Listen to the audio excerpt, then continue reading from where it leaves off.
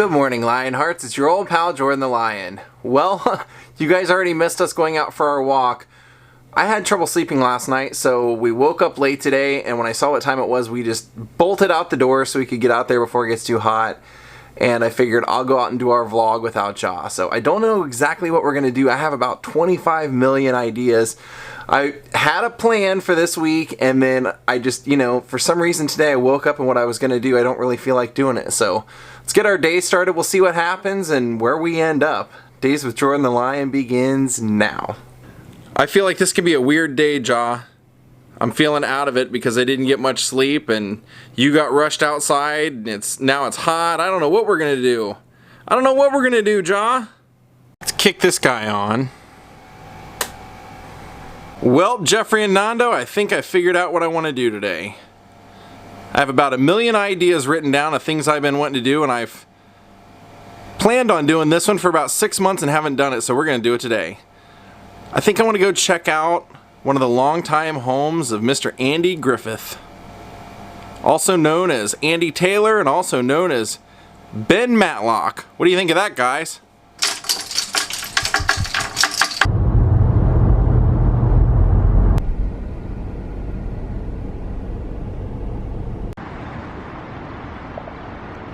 Well, Andy Griffith's story was a pretty interesting one. He started out as a young boy in North Carolina who loved to tell jokes, loved to act, and loved to sing, and somehow made an entire career getting to do all of them.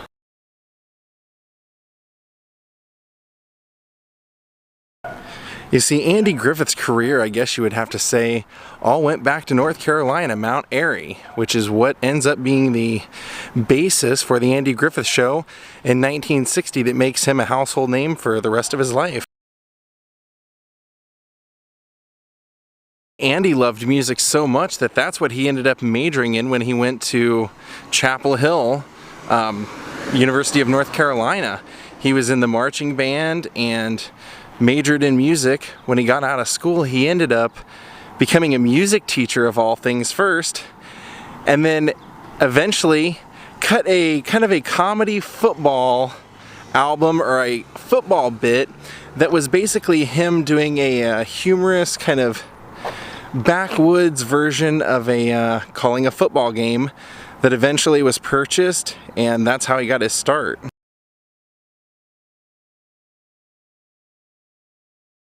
That football bit made its rounds. It actually made him $10,000 when he sold it, and through that they liked his personality so much that he was end up being cast for No Time for Sergeant on Broadway.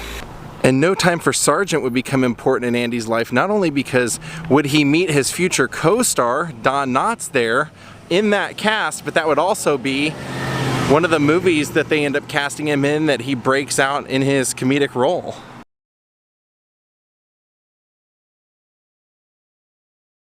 See, when Andy broke into the entertainment business, one of his early roles that he got was in a very kind of bizarre movie for him, where he plays a con man music performer that ends up basically conning the world into buying anything that he says.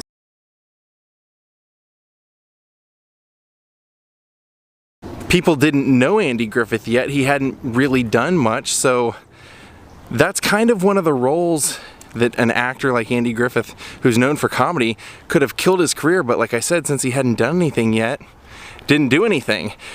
Now, because of that football record that he did, and also his part in No Time for Sergeants, he was actually cast to be on the Danny Thomas Show. And here's where the weird story changes, because what ends up happening is they decide to create a backwoods sheriff character that they want Andy Griffith to play. He does so well that not only does he get his own television show out of it, but he had his own television show before the episode had even aired, because when General Mills saw him in the dress rehearsal, they liked him so much that they decided they were going to make a show around him.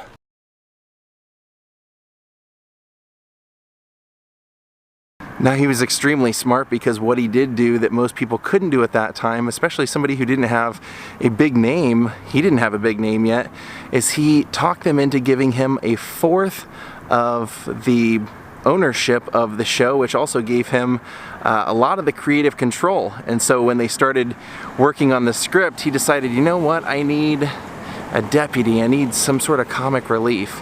And he immediately thought of his friend Don Knotts. And from 1960 until 1968, the Andy Griffith Show would be on television, and ever since it first aired in 1960, it's never ever been off the air. What a legacy. Oh wow, what a cool house, huh? Whew. Now after a few seasons, Don Knotts left the show because he was becoming such a big star that he was getting movie offers, and once Don Knotts left the show, a lot of people felt that Andy's drinking increased and his interest in the show just kind of waned. So in 1968, he decided no longer to do the show and decided to start doing movies. The movies didn't really take off, but it did lead him back to his one true love. And those of us that grew up in the 90s probably remember all of the television ads for the Andy Griffith gospel albums, but he made millions off of selling millions and millions of gospel records.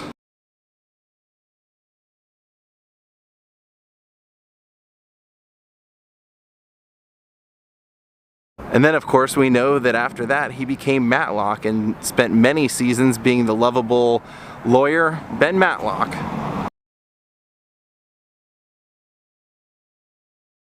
Now this was Andy Griffith's house for most of his time out here in Los Angeles. He eventually moved out to North Carolina again, which is where he passed away. We'll go over to the other side and take a look as well. The Andy Griffith Show has went on to be voted numerous times in the top 10 of greatest shows of all time and most influential shows, and Andy always felt that was because it was a timeless concept. It was this lovable time in history that we didn't want to go away and that they were able to capture, and so it's always got this purity when we watch it. But one of the great things about this when I was listening to interviews was how many people had great stories about working with Ron Howard and how he was probably the best child actor anyone had ever worked with. He was always a professional, he knew all of his lines, he knew everyone's lines, he was a joy to be around on set, and it's pretty cool to hear that, you know, in Andy's infinite wisdom, that he would also have somebody like Ron Howard that went on to be so influential in his own right. And then this would be the other half of the house. Man, Andy Griffith used to live there.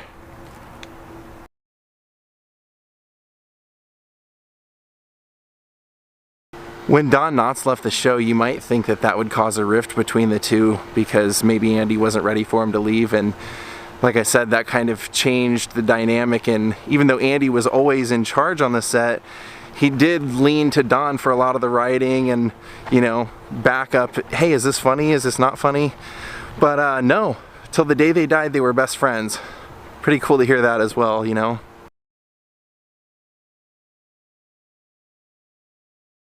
So go figure, thanks to a guest appearance on the Danny Thomas Show, we had an entire amazing career that came out that spanned 60 years. And Andy didn't get his big break until he was 33 years old, that Danny Thomas Show appearance, but changed his life forever. Wow, I just drove past this. Take a look at this Bavarian looking building. I love it. All right, a late in the day trip up to the park. Well, we decided to come and see if there are any dogs here in the evening time.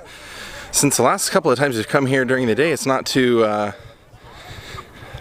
plentiful. Maybe 2 dogs, so definitely a few out here. Where is it? Making a friend there, Jaw? I was thinking once it gets dark, I'm going to take you guys over and show you something. I tried to vlog it once before, and you actually have to put like coins or feed the meter to make it work. And the night that I went to do it, I actually planned my whole day around that being the vlog, and kept pumping money into that thing and it wouldn't work for whatever reason. So I think hopefully it's fixed by now. So I'm going to take you guys over and show you that. Plus something crazy that somebody that lives right next to them has on their lawn. Something I would put on my lawn, but most people wouldn't. Jaw's over there getting chased. Trying to lead the chase.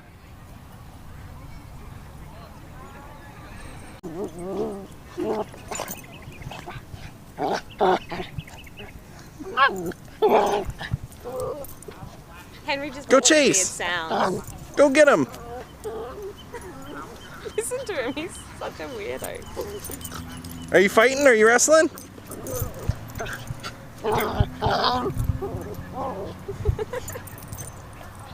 It's just chicken.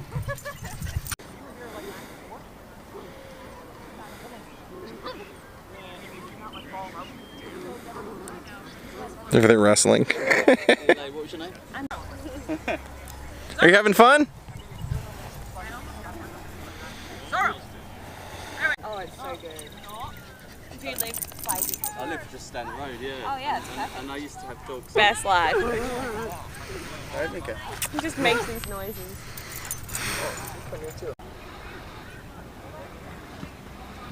He was on the other side of the park and I yelled, "Do you want a drink?" And he ran all the way over here, sprinted to the drinking fountain. Okay.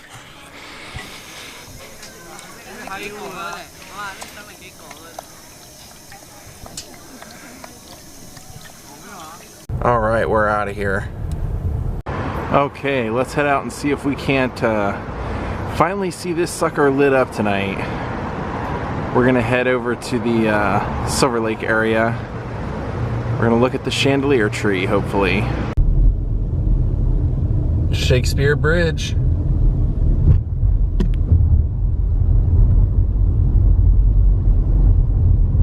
Well, check out the gigantic eyeball right here on the front lawn.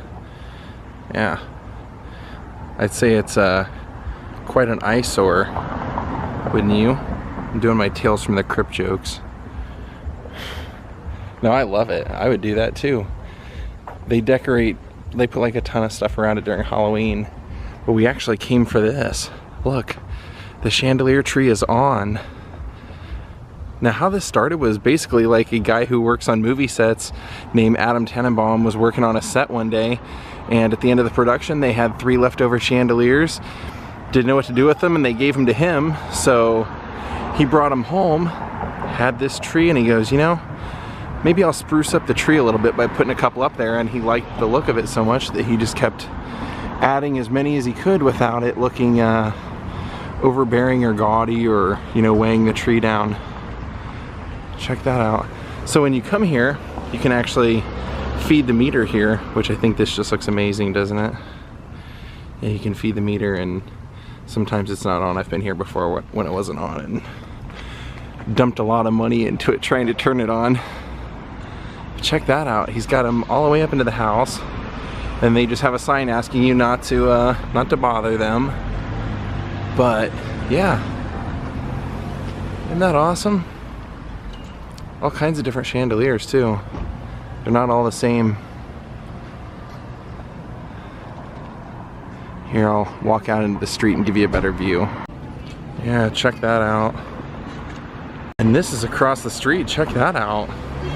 It's pretty cool. Didn't expect to see that.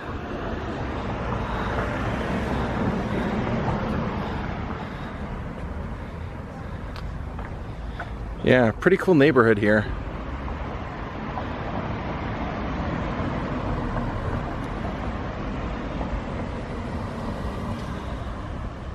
I wanted to put a little extra into this vlog because I felt bad when we got to Andy Griffith's house. You couldn't really see a whole lot because of the foliage and everything, so I said, you know, I've been wanting to come over here, and I can't do a whole vlog on this really, but I did want to show you.